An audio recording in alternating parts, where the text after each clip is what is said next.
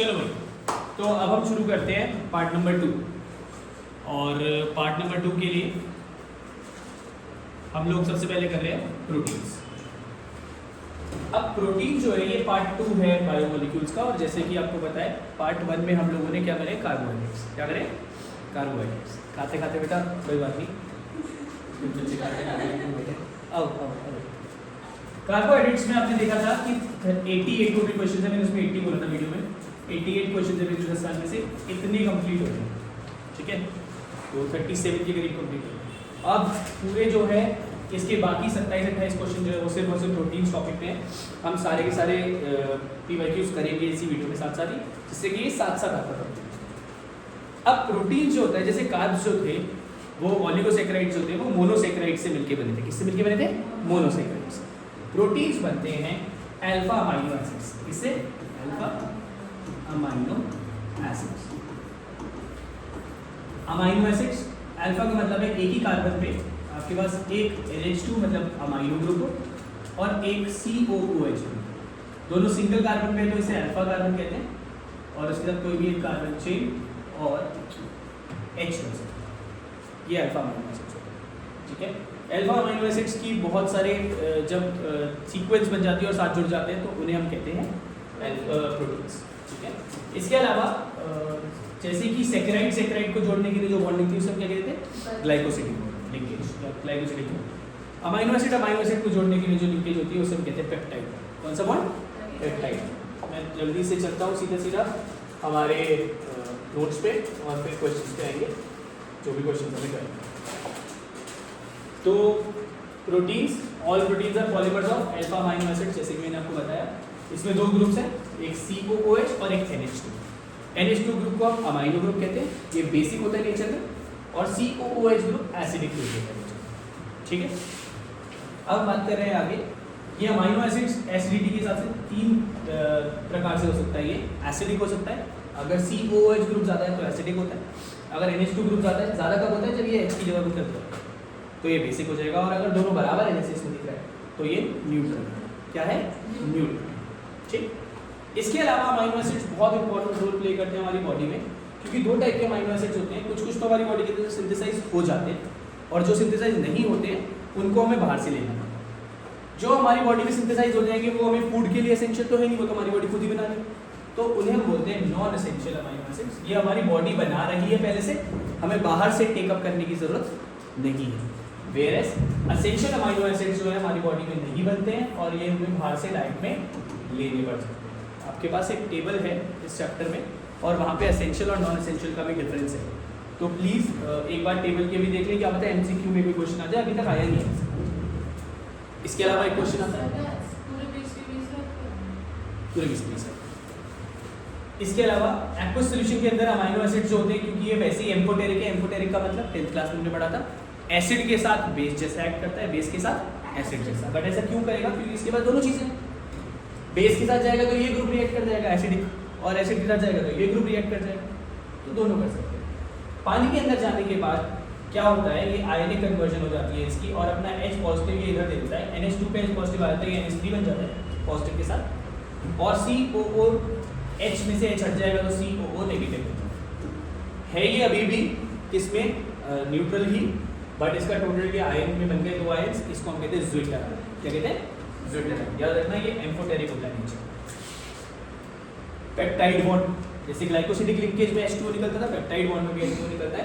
एक बार मैं जरा बना के दिखाता हूँ क्या होता है। 2 अमाइनो एसिड्स हैं। पहला अमाइनो एसिड का COOH ग्रुप, इधर कुछ भी हो सकता है, कार्बन के साथ एक H होगा, यहाँ पे R होगा, यहाँ पे NH2 होगा, उससे मतलब नहीं है। और दूसरे अमाइनो एसिड का NH2 ग्रुप, इसे हम NHH लिख देते हैं। है ये NH2 ही, NHH लिखा है। क्यों लिखा है जरा बताता हूँ मैं आपको। जब ये दोनों जुड़ते हैं तो यहाँ से ये बॉन्ड टूटता है, ये निकल जाते हैं बाहर। क्या निकला बाहर? H2। और अब जो बना वो बनेगा CO का बॉन्ड NH के साथ, CO का बॉन्ड NH। इसको हम कहते हैं पेप्टाइड लिंकेज। कौन सी लिंकेज? अगर 2 अमाइनो एसिड एक साथ जुड़े तो उसे डाइपेप्टाइड कहते हैं, 3 जुड़े तो ट्राइपेप्टाइड कहते हैं। और अगर 100 से ज़्यादा अमाइनो एसिड जुड़े एक साथ तो उन्हें हमें प्रोटीन कहते हैं। 100 से ज़्यादा अमाइनो एसिड। इनका जो मॉलिक्यूलर मास है वो 10,000 यू से ज़्यादा होता है। यू क्या होता है? यूनिफाइड मास या एटॉमिक मास। प्रोटीन्स अगर आप नोट्स में देखोगे तो ज़्यादा लंबा है नहीं, इसमें बहुत मेजर चीज़ें। दो टाइप के प्रोटीन्स होते हैं, एक ग्लोबुलर, एक फाइब्रस प्रोटीन। एक बार जल्दी से क्विकली मैं इस पे चाहता हूँ। ग्लोबुलर प्रोटीन्स क्या होते हैं? ग्लोबुलर प्रोटीन्स जो होते हैं वो क्रॉस लिंक प्रोटीन्स होते हैं। तो लिंकेज उनकी ऐसे और ऐसे करके जो होती है क्रॉस में होती है, स्ट्रेट लाइन में। वेरएस फाइब्रस जो होते हैं वो लीनियर कंडेंसेशन है, लाइन वाइज कंडेंसेशन। दूसरी बात, ग्लोबुलर प्रोटीन्स वाटर में सॉल्युबल होते हैं, पर फाइब्रस प्रोटीन वाटर में और वाटर में insoluble. Globular proteins 3D structure, 3 dimensional folding होती है, ज़्यादा फोल्डिंग होती है। इनके कुछ एग्जांपल्स हैं। इंटरनल हाइड्रोजन बॉन्डिंग होती है, इसमें 2 पॉइंट, इसको अलग अलग पॉइंट भी कर सकते हो आप। क्या? पहली पॉइंट, क्योंकि ये क्रॉस लिंक्ड है, इनमें 3 डायमेंशनल फोल्डिंग है। चौथा पॉइंट, इंटरनल हाइड्रोजन बॉन्डिंग। पांचवा पॉइंट, एल्ब्यूमिन और एंजाइम्स का एग्जांपल। एंजाइम्स में और एक के एल्ब्यूमिन में, दोनों में ये होता है वाइट वाला योग और ठीक है। एल्ब्यूमिन भी एक प्रोटीन का ही टाइप होता है, वाइट वाले पार्ट होता है। फाइब्रस प्रोटीन लीनियर होते हैं, पहली बात। दूसरा पॉइंट, इनसॉल्युबल होते हैं पानी में, बाकी चीज़ों में सॉल्युबल होते हैं बट पानी में इनसॉल्युबल है। इसलिए मैं सिर्फ वाटर की ही आपको बात बताई, ये बोलना ही नहीं, इसको आप भी कर सकते हो। इसके अलावा लीनियर होते हैं और इनकी जो बॉन्डिंग होती है वो इंटर मॉलिक्यूलर हाइड्रोजन बॉन्डिंग, उसकी इंट्रा, ठीक है, उसमें इंटरनल है। इंटरनल का मतलब होता है, एक और वर्ड लिख सकते हैं हमें, इंट्रा, इजी रखने के लिए। इंट्रा है उसमें और इसमें इंटर। इसके अलावा ये हेयर और सिल्क के अंदर ये वाले प्रोटीन मिलते हैं, फाइब्रस प्रोटीन। अब प्रोटीन के स्ट्रक्चर्स भी डिफाइन होते हैं, प्राइमरी और सेकेंड, ग्लोबुलर और फाइब्रस प्रोटीन तो टाइप हो गए, बट इसके अलावा प्रोटीन की कैसे कैसे अमीनो एसिड्स जुड़े हुए हैं उनके स्ट्रक्चर्स डिफाइंड होते हैं। और 4 टाइप के स्ट्रक्चर्स होते हैं। सबसे पहले स्ट्रक्चर होते हैं प्राइमरी स्ट्रक्चर या vertically structure, the specific sequence in which various amino acids present in a protein are linked. Amino acid कैसे लिंक्ड है उसको दिखाने के लिए जो हम देखते हैं, बिल्कुल डीप में जाके अगर हम एक सीक्वेंस होगा, जैसे कोई भी सीक्वेंस होगा, A-F-E-G कुछ भी हो सकता है, उससे मतलब नहीं। ये सीक्वेंस की रीडिंग के लिए जब हम बिल्कुल डीप डाउन जाते हैं तो उस वाले स्ट्रक्चर को हम कहते हैं क्या? Primary structure. क्या कहते हैं? Primary structure. अगर चेंज आ गया प्रोटीन में, पहला अमीनो एसिड तो A है, दूसरा F है, बट तीसरा G और चौथा E हो गया, तो ये प्रोटीन अलग अलग हो जाएगी, तो सीक्वेंस अलग अलग प्रोटीन का। दूसरा है सेकेंडरी स्ट्रक्चर। अब सीक्वेंस तो वहां पे बता दें प्राइमरी स्ट्रक्चर, सेकेंडरी स्ट्रक्चर दिखाता है कि प्रोटीन जो होते हैं वो फोल्डिंग और कॉइलिंग से बनते हैं। किससे बनते हैं? फोल्डिंग और कॉइलिंग। 2 तरह की फोल्डिंग और कॉइलिंग हो सकती है प्रोटीन्स में, जिसमें आपको मैंने डिफरेंस बिटवीन में भी दिया है। एक होता है अल्फा हेलिक्स, हेलिकल स्ट्रक्चर ऐसे, या फिर फोल्डिंग हो सकती है एक पेपर की तरह, जैसे कि मैं कोई भी पेपर लूँ, या आपने पेपर लिया, इसको हमने फोल्डिंग कर, बीटा प्लीटेड स्ट्रक्चर दिखा रहा हूँ कैसे होता है, क्योंकि फिर आपको बाद में एक बार में पता चल जाए तो ज़्यादा सही है। ये ऐसा स्ट्रक्चर में अगर प्रोटीन फोल्डेड है तो इसे प्लीटेड स्ट्रक्चर कहते हैं। हेलिकल वाले को अल्फा कहते हैं तो अल्फा हेलिक्स नाम आ गया, और प्लीटेड वाले को बीटा कहते हैं तो बीटा। इसके अलावा हाइड्रोजन बॉन्ड स्टेबलाइज करते हैं फर्स्ट अमीनो एसिड को, और इधर भी हाइड्रोजन बॉन्ड ही स्टेबलाइज करते हैं दोनों, ठीक है। प्लेनर नहीं है, कह रहे हैं प्लेनर नहीं है मतलब ऐसे स्ट्रेट नहीं है स्ट्रक्चर ऐसे है, तो ये 3D हो जाता है। आगे भी तो आ रहा है, ये 3D हो जाता है। फिर आता है टर्शरी स्ट्रक्चर। जब फोल्डिंग्स और ज़्यादा रिपीटेटिव होती है, ओवरऑल फोल्डिंग और ज़्यादा हो जाती है, फर्दर फोल्डिंग हो जाती है सेकेंडरी स्ट्रक्चर को, तो उसको हम फोल्डिंग को इस तरह से बोलते हैं, और इन्हें हम बोलते हैं कौन सा स्ट्रक्चर? Tertiary structure. याद रखना, प्राइमरी स्ट्रक्चर सेकेंडरी में हाइड्रोजन बॉन्डिंग थी, टर्शरी में हाइड्रोजन बॉन्ड के साथ आयनिक इंटरेक्शंस और वैन डेर वाल्स फोर्सेस भी डाइसल्फाइड। और लास्ट में होता है quaternary structure. It is a special arrangement of 2 सब यूनिट्स, 2 अलग अलग बड़े बड़े प्रोटीन, 3 डिग्री या 2 डिग्री वाले प्रोटीन जब साथ जुड़ते हैं तो उन्हें हम कहते हैं क्वाटरनरी स्ट्रक्चर। हीमोग्लोबिन का एक एग्जांपल है जिसके 2 सब यूनिट्स होते हैं, एक अल्फा सब यूनिट, एक बीटा सब, ठीक। तो ये प्रोटीन के कुछ पार्ट्स हैं। इसके अलावा एक क्वेश्चन बहुत इंपॉर्टेंट आता है प्रोटीन्स का, जो आता है डीनेचुरेशन ऑफ प्रोटीन्स। जब एक प्रोटीन एक नेटिव फॉर्म में होता है, किस फॉर्म में होता है? नेटिव फॉर्म में। ध्यान से सुनेंगे पहले फिर समझेंगे। When a protein is in its native form, native form का मतलब होता है बिल्कुल ओरिजिनल फॉर्म में होता है। जब प्रोटीन अपनी ओरिजिनल फॉर्म में होता है और उसको कोई फिजिकल चेंज कर देते हैं, जैसे कि टेम्परेचर में चेंज कर दिया, पीएच में चेंज कर दिया, या फिर आपने सॉल्ट डाल दिया, पीएच में चेंज हो गया, या कुछ और चीज़ डाल दी, तो उसकी वजह से इनकी हाइड्रोजन बॉन्ड डिस्टर्ब होगा। ठीक है, और जब हाइड्रोजन बॉन्ड डिस्टर्ब हो जाते हैं तो जो ग्लोब्यूल्स बनते हैं, जो फोल्डिंग्स थी, जो प्लीटिंग थी, वो सारी डिस्टर्ब हो जाती है और उसके सेकेंडरी और टर्शियरी स्ट्रक्चर्स खत्म हो जाते हैं और फिर बच जाते हैं सिर्फ और सिर्फ उसके कौन से स्ट्रक्चर्स, प्राइमरी स्ट्रक्चर्स। अनकॉइलिंग हो जाती है। प्रोटीन अपनी बायोलॉजिकल एक्टिविटी यूज करता है। बेटा याद रखना, केमिस्ट्री में नंबर लाने के लिए आपको कीवर्ड्स लिखना बहुत जरूरी है, इसीलिए ज्यादातर चिपके हुए हैं, खुद नहीं लिखी हुई डेफिनेशंस। क्यों? क्योंकि कभी कभी हम खुद लिखते हैं, हम कीवर्ड मिस कर देते हैं, और जब हम कीवर्ड मिस कर देते हैं टीचर वहाँ पे नंबर नहीं देता, तो ध्यान में रखना। इसके अलावा जो भी कीवर्ड्स हो, जैसे कि यहाँ पे आपका कीवर्ड क्या है, लूजेस इट्स बायोलॉजिकल एक्टिविटी, तो ये पूरा अंडरलाइन ऐसे करके बोला हुआ, पेंसिल लेके जाना है, इसके ऊपर बोला हुआ। केमिस्ट्री में, बायो में, दोनों में ध्यान रखना, कीवर्ड्स को पेंसिल से, पेंसिल लिखा है आपने पूरा, पेंसिल से क्यों अंडरलाइन क्यों नहीं, क्योंकि कभी बार अंडरलाइन ना लाइन के ऊपर ही हो जाता है, दिखता ही नहीं, तो पेंसिल से गोला मार दोगे, वो स्पेसिफिकली टीचर को दिखेगा ज़्यादा। कीवर्ड्स की यूजेज हर आंसर में होनी चाहिए, परसों ही पेपर है, हर आंसर में कीवर्ड्स की यूजेज होनी चाहिए। अगर कीवर्ड्स की यूजेज नहीं हुई तो नंबर कटेंगे ही कटेंगे, गारंटी है ये। तो जो भी लोग 60+, 55+ ऑप्ट कर रहे हैं, उनके लिए ध्यान में रखने की जरूरत है कि कीवर्ड्स भाई बहुत बहुत बहुत जरूरी है। एग्जाम्पल इसका क्या है? अच्छा, इसमें क्या डीनेचुरेशन ऑफ प्रोटीन होता है, बायोलॉजिकल एक्टिविटी यूज कर ली। यहाँ पे क्या हो जाता है, सेकेंडरी और टर्शियरी स्ट्रक्चर्स जो होते हैं वो चेंज हो जाते हैं, बट प्राइमरी स्ट्रक्चर वैसे के वैसे ही। एग्जाम्पल इसका है कोएगुलेशन ऑफ एग, बॉईल करने के बाद कोएगुलेट होता है, टेम्परेचर चेंज करा, कर्डलिंग ऑफ मिल्क, मिल्क से कर्ड बनता है, पीएच चेंज करते हैं हम, कुछ उसमें कर्ड डालते हैं पहले से, और formation of cheese when acid is added to milk, paneer बनाने को भी डीनेचुरेशन ऑफ प्रोटीन के अंदर।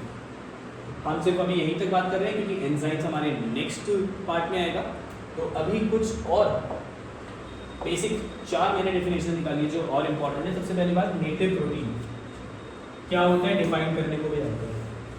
तो जब डिफाइन करने को आता है, नोट्स में नहीं है, इसलिए मैंने आप सब लोगों को बोलूँगा कि यहाँ से आप स्क्रीनशॉट ले लो, कि आप लोगों को अगर नोट करना है तो उसे नोट कर लो, क्योंकि ये इंपॉर्टेंट है, आपके नोट्स में नहीं है डायरेक्टली। ठीक है, तो नेटिव प्रोटीन क्या है? Protein found in a biological system with unique 3D structure and biological activity. Originally जैसा है 3D स्ट्रक्चर में, और उसकी एक्टिविटी भी अभी इंटैक्ट है, इसको हम नेटिव कहते हैं। डीनेचुरेशन के बाद वो नेटिव फॉर्म से हटके वो डीनेचर्ड फॉर्म में, बायोलॉजिकल एक्टिविटी खत्म हो जाती है। दूसरा, इनवर्ट शुगर, ये पिछली वाली वीडियो में है, पर पिछली वाली वीडियो में उन्होंने बोला डिफाइन करना, भैया बता दो कि डिफाइन कैसे करें हम इनवर्ट शुगर। इनवर्ट शुगर किसको कहते हैं? फ्रक्टोज को कहते हैं, सॉरी सुक्रोज को कहते हैं, जो 2 चीजें बनाता है, ग्लूकोज और फ्रक्टोज। डिफाइन कैसे करेंगे? द इक्विमोलर मिक्सचर, इक्विमोलर मतलब 50% glucose 50% fructose, of glucose and fructose obtained by hydrolysis of sucrose in the presence of an acid, H positive की प्रेजेंस में डालते हैं, और एंजाइम उसमें डालते हैं इन्वर्टेज। अगर आपने पिछली वीडियो देखी है तो उसमें लिखा हुआ है H positive और invertase, is called invert sugar. Hydrolysis of sucrose में क्या होता है? डेक्स्ट्रो और लिंगो दोनों वो बनती है रोटेशन। तो ये रेसमिक मिक्सचर, ये एक रेसमिक मिक्सचर नहीं, रेसमिक मिक्सचर में क्या होता है, वो डेक्स्ट्रो लिगो का बनता है, ये सुक्रोज और फ्रक्टोज का रेसमाइजेशन। इसके अलावा एक इंपॉर्टेंट चीज, क्वेश्चन आता है बार बार, जितने भी naturally occurring alpha amino acids होते हैं, मतलब जितने भी अल्फा अमीनो एसिड्स होते हैं नेचर में, उनमें से सिर्फ एक अमीनो एसिड है ग्लाइसिन, ग्लाइसिन जो ऑप्टिकली इनएक्टिव होता है। क्या होता है? इनएक्टिव। पिछली वाली वीडियो में जाके आप ऑप्टिकल एक्टिविटी देख सकते हैं, ऑप्टिकली इनएक्टिव होता है, वो सिर्फ ग्लाइसिन है, बाकी सारे क्या होते हैं? Optically active. उसमें लिखा है except glycine all other are optically active because they contain a chiral asymmetric carbon atom. चलो मैं अभी यहीं पे इसी चैप्टर में हूँ, और ऑर्गेनिक का एक बहुत इंपॉर्टेंट पॉइंट जो बार बार बच्चे मेरे से पूछते हैं कि भैया ये क्या मतलब है कायरल और एक बार उसको भी हम जरा यही पे एड्रेस कर लेंगे। पहले इसको कर लेते, पहले ये खत्म कर लेते, फिर अगले चीज पर। कायरल एसिमेट्रिक ध्यान में रखना, एक क्वेश्चन में आपको चैप्टर नंबर 6 का बता रहा हूँ साथ ही साथ इसी। They exist in both D and L forms, most naturally occurring alpha amino acids है एल कॉन्फ़िगरेशन, ज्यादातर की किस में होती है एल कॉन्फ़िगरेशन लीव, ठीक है। इसके अलावा पेप्टाइड और ग्लाइकोसिडिक बॉन्ड की भी डिफरेंस बिटवीन आता है, लिखने को आप लिख सकते थे बट फिर भी जो रेड लाइन सेंटर लाइन है वो पेप्टाइड है और जो पर्पल सेंटर लाइन है वो ग्लाइकोसिडिक है। पेप्टाइड लिंकेज में अमाइड लिंकेज होती है, अमाइड मतलब CONH, if you guys remember amide वाला फ्रॉम चैप्टर नंबर 9। और इसमें लिंकेज किसमें होती है COOH ग्रुप पहले वाले के और NH2 ग्रुप दूसरे वाले। लॉस किसका होता है वाटर, CONH का बॉन्ड होता है। ग्लाइकोसिडिक लिंकेज में क्या होता है, दो मोनोसैकेराइड यूनिट जुड़ती हैं एटम ऑक्सीजन एटम से और इन्हें ग्लाइकोसिडिक लिंकेज कहते हैं। इसमें भी वाटर का लॉस होता है। एक चीज यहीं पे जो एड्रेस कर रहा हूं वो है आपका कायरलिटी। कायरल का मतलब है एक ऐसा मॉलिक्यूल जिसका सेंटर जो है बिल्कुल बीच में नहीं, कार्बन जो है वो दोनों साइड से ऐसा नहीं है कि उसका ये वाला पार्ट और उसका मिरर इमेज दोनों एक दूसरे को सुपर इम्पोज नहीं करे। अगर सुपर इम्पोज नहीं करेगा तो वो कायरल कहलाएगा। हमें कैसे पता चलेगा कि कोई मॉलिक्यूल कैसे कायरल है, ये तो हाथ को तो आप हाथ से ऐसे करके बता दो जो कायरल है ही, क्यों, क्योंकि दोनों सुपर इम्पोज नहीं कर रहे। बट मॉलिक्यूल में कैसे पता चलेगा, देखिए ये है आपका ब्रोमोप्रोपेन, क्योंकि ये स्ट्रेट कार्बन चेन में है, जब इसका मिरर इमेज बनेगा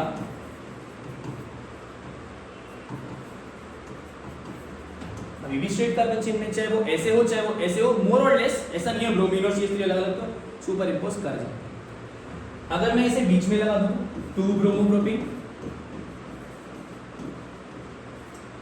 इसको अगर आप बिल्कुल इसकी मिरर इमेज बनाओ तो क्या बनेगा, सी भी तो बनेगा। तो ये दोनों ही कायरल नहीं, तो 3 तक में कायरल नहीं होगा। 3 तक में मतलब प्रोपेन तक। कायरल कैसे पता चलेगा, ट्रिक बता देता हूँ। ब्यूटेन होना चाहिए, 4 कार्बन का होना चाहिए, ज्यादा 4 कार्बन का क्वेश्चन। और दूसरी बात उनमें सेकंड कार्बन पे कोई ग्रुप होना चाहिए। जैसे अगर मैं ब्यूटेन स्ट्रेट चेन बना दूंगा है, इसका ऑपोजिट भी तो ऐसे बनेगा, वही ऊपर वाला एग्जांपल आ गया, ये भी कायरल नहीं है। बट अगर मैं इसे बीच में कार्बन डाल दूं चौथे पे, इस पे चल दूसरे पे, इसका मैं वो करूं मेरे इमेज क्या बनेगा, समझे क्या हो रहा है। अब जब ये एक दूसरे के ऊपर आएंगे, ये सही है। अब ये जब एक दूसरे के ऊपर आएंगे तो ये वाला ब्रोमीन इस वाले ब्रोमीन के ऊपर नहीं आएगा, ये जब उठ के आएगा तो ये ब्रोमीन आगे पीछे आएंगे। इसका मतलब ये कायरल मॉलिक्यूल है। ज्यादातर कैसे बना होता है ये ऐसे 1 2 3 4 और यहाँ पे ब्रोमीन। मेरे में बना ना, वैसे तो सिंपल है, 4 कार्बन होंगे और दूसरे पे अगर है तो कायरल ही, चाहे ब्रोमीन लिखा हो किसी क्वेश्चन में OH लिखा होता है बात से। 5 कार्बन हुआ तो क्या आंसर आएगा भैया, इसमें NCERT का एग्जांपल है चैप्टर नंबर 6 में, ऐसे बना रखा है 1 2 3 4 5 1 2 3 4 5। कहते हैं कौन सा वाला कायरल है, दूसरा वाला। क्यों दूसरा वाला, क्योंकि इसको जब उल्टा करेंगे तो ये उधर चले जाएगा OH, बट इसको उल्टा भी करूंगा सेम ही रहेगा, तो ये कायरल। तो पेंट 3 पे जो है, पेंट में 3 वाला कायरल नहीं है, पेंट में भी 2 वाला ही कायरल। ठीक है, अगर आगे बढ़ोगे हेक्स में 2 और 3 वाले दोनों कायरल हो जाएंगे क्योंकि उल्टा घूम जाएगा। ठीक है ना, तो ध्यान में रखना। वैसे ब्यूट का ही आता है, पेंट का अगर आ जाए तो समझ लेना बीच वाला कायरल नहीं होता, एक कायरल। ठीक है, आ जाते हैं जल्दी से आप अपने PYQs पे। हम थोड़े से अलग टॉपिक पे आ गए, बट ये टॉपिक भी एड्रेस साथ साथ ही कर दिया, इंपॉर्टेंट है। कायरलिटी और PYQ पे आते हैं। 37 तक हमने पार्ट 1 में किया है, अब हम आगे चल रहे हैं 38 तक। मेरे हिसाब से सारे के सारे क्वेश्चंस जो है जो अभी आने वाले हैं वो आपके नोट्स में या फिर क्लास में जो पेज बोला था स्क्रीनशॉट ले लो उसके अंदर कवर है। आते चलिए। All naturally occurring alpha amino acids except glycine are optically active, लिखवाया था बिल्कुल ठीक। Most naturally occurring amino acids have L integration. दोनों चीजें सही, बट कोई रिलेशन थोड़ी है। Answer is B. The specific sequence in which amino acids are arranged in a protein are called primary structure. A. Beta pleated structure in protein refers to secondary structure. Alpha structure is a structural feature of किसका होता है? Polypeptides का। Amino acids है ना, तो polypeptide हुआ। कह रहे कर्डलिंग ऑफ मिल्क का क्या होगा? कर्डलिंग ऑफ मिल्क किससे डिपेंडेंट है? डीनेचर्ड प्रोटीन, तो बी या डी में से होगा। अल्फा हेलिक्स क्या है, प्राइमरी या सेकेंडरी? Answer is D. अगर आप पढ़ के जाते हैं, मैं आपको सिर्फ ये समझाना चाहता हूँ, अगर आप नोट्स ढंग से पढ़ के जाते हैं तो कोई क्वेश्चन इन चैप्टर्स में 4, 5 और 10 में ऐसा है ही नहीं जो नहीं हो सकता। कोई भी क्वेश्चन ऐसा नहीं कि नोट्स ही पीवाईक्यू पे बने। हमने पीवाई नोट्स ऐसे नहीं बनाए कि एनसीईआरटी पे लिखा, हमने सिर्फ पीवाईक्यू उठा के और पूरे उसके नोट्स बनाए।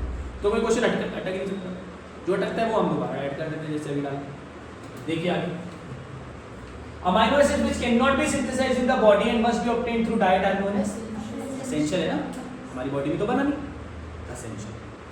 एंड द हेलिक्स स्ट्रक्चर, हम 44 पे, helix structure of protein is stabilised by alpha helix, hydrogen bonding, beta में डाइसल्फाइड बॉन्ड्स नहीं है, अल्फा में तो हाइड्रोजन बॉन्डिंग।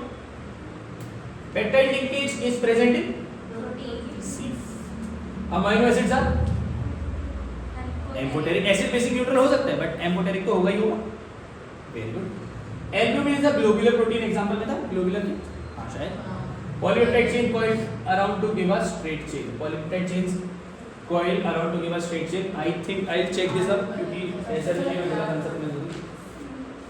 हां दैट इज रॉन्ग, coiling में स्ट्रेट चेन नहीं होता, तो A is correct, C R is wrong का मतलब C। 48 अब थ्योरी पे जल्दी जल्दी देखेंगे। पहला 48, what is the difference between glycosidic linkage and peptide linkage, बता दोगे? एक में वो अभी इसमें डिफरेंस बिटवीन दे रखा है। डिफाइन एनोमर्स, सुबह वाला था अल्फा ग्लूकोज और बीटा ग्लूकोज, जिसमें C1 कार्बन पे OH की वेरिएशन हो। ये पार्ट ए में वीडियो में मिल जाएगा। एसेंशियल अमीनो एसिड जो हमारी बॉडी को नहीं बना पाती है और बाहर से लेना पड़ता है। डीनेचुरेशन ऑफ प्रोटीन की पूरी डेफिनेशन है, बायोलॉजिकल एक्टिविटी लूज करता है। फाइब्रस ग्लोबुलर प्रोटीन का डिफरेंस बहुत इंपॉर्टेंट है, रट के जाना है, डिफरेंस बिटवीन वैसे भी आपके पास है। एग्जांपल बता देना फाइब्रस ग्लोबुलर का, सेम आ गया। What is meant by essential amino acids कर लोगे, ऊपर ही आया। मैं क्वेश्चन जल्दी जल्दी निपटा रहा हूं क्योंकि ये सारे वही क्वेश्चन हैं। अमीनो एसिड्स एम्फोटेरिक के होते हैं क्योंकि उसमें दोनों होते हैं, NH2 भी होता है बेसिक और COH भी होता है acid. Denaturation of protein, invert sugar अभी बताया, equimolar glucose fructose, 50% glucose 50% fructose. Define denaturation, what is the effect, जब ये टूटता है तो बायोलॉजिकल एक्टिविटी लूज हो जाती है। Write chemical reaction to show that open chain D glucose straight, ये ग्लूकोज वाला टॉपिक सा है, NHA बनता है। What type of linkage is responsible for formation of protein, peptide. देखिए क्वेश्चन कितने रिपीट है, वही क्वेश्चन है, मुझे नहीं समझ में आया कि बायोमोलिक्यूल्स क्यों मुश्किल चैप्टर लग रहा है। Denaturation of protein, essential amino acids, amphoteric nature, alpha helix beta helix का डिफरेंस। क्वेश्चन रिपीट है, कुछ भी क्वेश्चन बाहर तो नहीं है। 3 नंबर के क्वेश्चन मैंने आपको सुबह ही बताया था, पार्ट 1 में बताया, अभी दोबारा बता रहा हूं भाई साहब। सारे के सारे क्वेश्चन जो है इसमें वो 1 मार्कर ही है, डिफरेंस बिटवीन को छोड़, बट 3 1 मार्कर एक साथ दे रखे तो 3 मार्क में आते हैं। नेटिव प्रोटीन डिफाइन कर दिया था। न्यूक्लियोटाइड अगले टॉपिक में आएगा तभी बात करेंगे। एसेंशियल अमीनो एसिड्स आ गया। Repeat repeat repeat repeat repeat repeat repeat repeat repeat repeat सब कुछ रिपीट, एक भी क्वेश्चन कॉपी मतलब से नया नहीं है। Peptide linkage, denaturation, amphoteric behaviour, fibrous globular में डिफरेंस, 2 टाइप के protein, secondary alpha beta, alpha helix beta beta. Last question देखिए, अमीनो एसिड्स क्या होते हैं, जिसमें अमीनो और एसिड दोनों ग्रुप NH2 और COH है। एम्फोटेरिक क्या होते हैं, एसिडिक बेसिक में डिफरेंस बताओ। एसेंशियल अमीनो एसिड्स क्या होते हैं, एसिडिक में number of carbon COH group ज्यादा होते हैं, उसमें NH2 ग्रुप ज्यादा है। नेम द लिंकेज, जहाँ पे कार्बोक्सिल एक साइड का अमीनो से जुड़ता है, क्या होता है। पूरा का पूरा जो टॉपिक है वो सारा का सारा आपके नोट्स में कवर्ड है, एक भी क्वेश्चन बाहर से नहीं आ सकता। 24 क्वेश्चन और बचे हैं जिसको हम अभी पार्ट 3 में कवर करते हैं, तो पार्ट 2 कंप्लीट करें, एक बार जल्दी से देखेंगे। आई डोंट थिंक इसमें ज़्यादा टाइम लगेगा, अगर याद करने की चीज़ें कुछ तो याद करना है। Thank you, sayonara.